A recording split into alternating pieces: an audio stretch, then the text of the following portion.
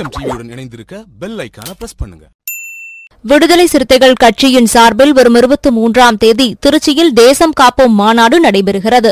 இதனையொட்டி விடுதலை சிறுத்தைகள் கட்சியினர் சுவர் விளம்பரம் செய்தல், பேனர் வைத்தல், போஸ்டர் ஒட்டுதல், டி ஷர்ட்டுகள் என பல்வேறு வடிவங்களில் பிரச்சாரம் செய்து வருகின்றனர்.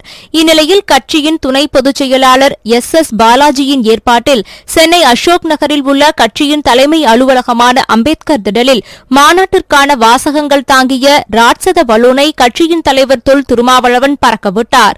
இந்நிகழ்ச்சியில் விடுதலை சிறுத்தைகள் கட்சியின் நிர்வாகிகள் ஏராளமானோர் உடனிருந்தனர்.